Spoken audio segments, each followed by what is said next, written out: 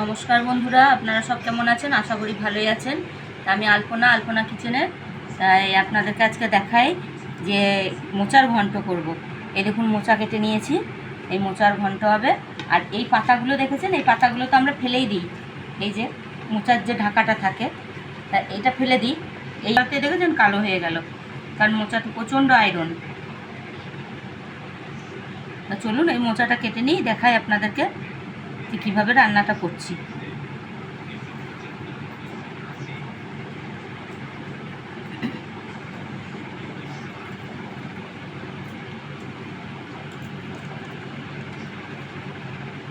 চলুন কেটে নিই মোচাটা। মোচাটাকে কেটে নিয়ে গে। এই মোচাগুলোকে আমি এইগুলোর ভেতর থেকে যে একটা শক্ত ইয়ে থাকে, এইরকম একটা দানার মতন থাকে, ওইটাকে বাদ দিয়ে ফেলে দিয়েছি সব ইয়েগুলোতেই, ফুলগুলোতেই। দেখুন, মোচাটা কেটে একটু ভাপিয়ে নিলাম, সামান্য একটু ভাপিয়ে নিলাম। এই যে আমি কিন্তু জল গেলে ফেলি নাই, ভাপিয়ে। আর সামান্য একটু আলু কেটে নিয়েছি, দেখুন আলুটাও কেটে নিয়েছি। এবার মোচাটা নামাবো। কীভাবে বানাচ্ছি চলুন আপনাদেরকে দেখাই।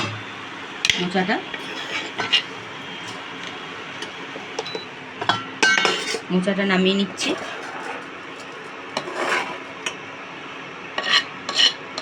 আপনারা পুরো ভিডিওটা দেখবেন, আপনারা ভালো করে স্কিপ করবেন না।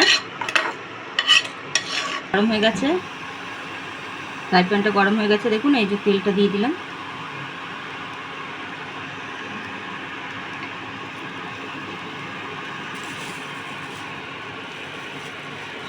দেখুন কটা বাদাম ভেজে নিচ্ছি, চীনা বাদাম।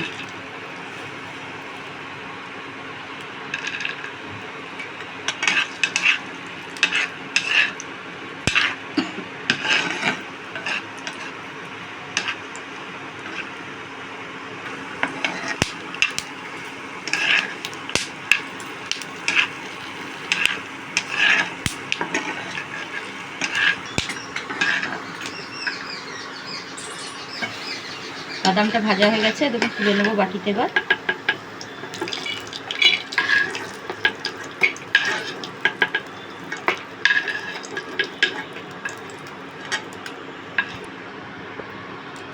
এবার একটু শুকনো লঙ্কা, তেজপাতা, সামান্য একটু জিরে ওটা দিয়ে দিচ্ছি।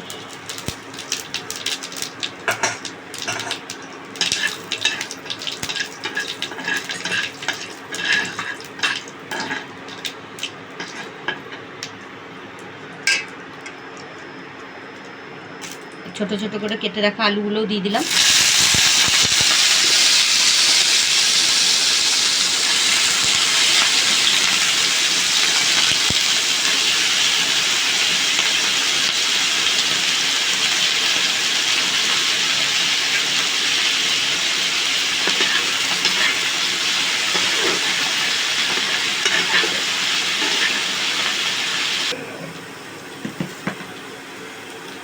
আবার নুন দিয়ে দিচ্ছি। দেখুন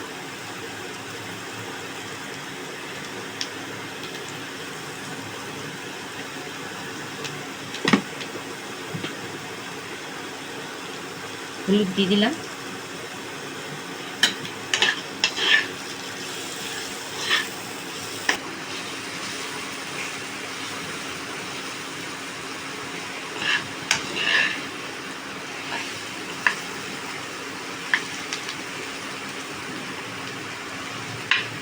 হলুদটা ভাজা ভাজা হয়ে গেছে। এবার সামান্য একটু মশলা দেবো, মশলাটা বেশি না। এই দেখুন একটু সামান্য আদা বাটা আর জিরে বাটা আছে, আর একটু সামান্য আছে এর মধ্যে টমেটো বেটে রেখেছি, আর দুটো কাঁচা লঙ্কা। অল্প একটু মশলা দেবো, বেশি।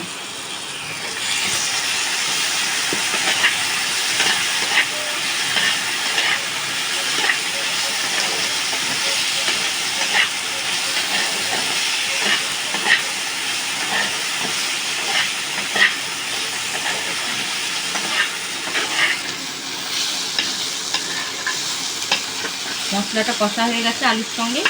এবার মোচাটা দিয়ে দিচ্ছি, দেখুন সেদ্ধ করা।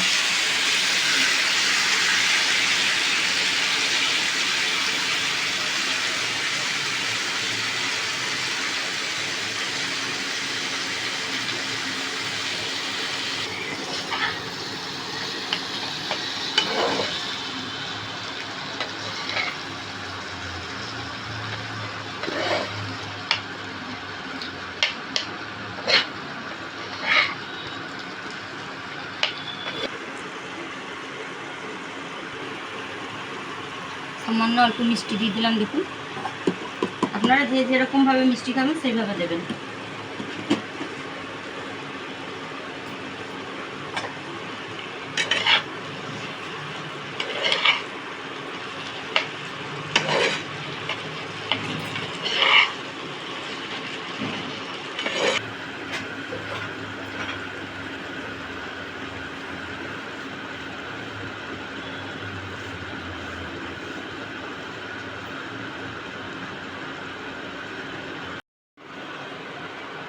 এই বাদাম কটা ভেজে রেখেছিলাম, এই কটাকে ভেঙে নিচ্ছি। দেখুন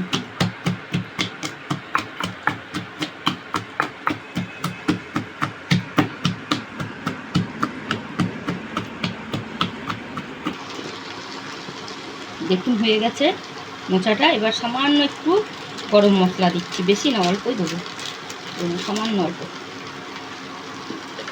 আর সামান্য একটু জিরে ভেজে গুঁড়ো করে রেখেছিলাম, এই জিরে ভেজে গুঁড়োটা দেবো।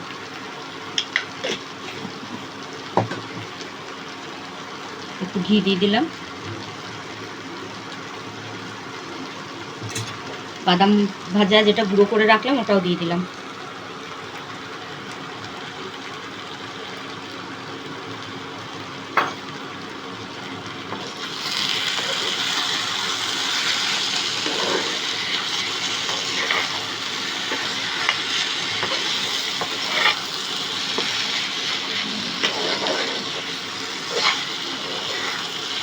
দেখুন বন্ধুরা, আমার রান্নাটা হয়ে গেছে।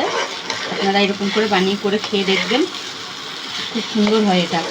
আপনারা নিরামিষের দিন বানিয়ে করবেন বা এটা দিয়ে যখন খুশি আপনারা বানিয়ে করে খেয়ে দেখতে পারেন, খুব সুন্দর লাগে এটা।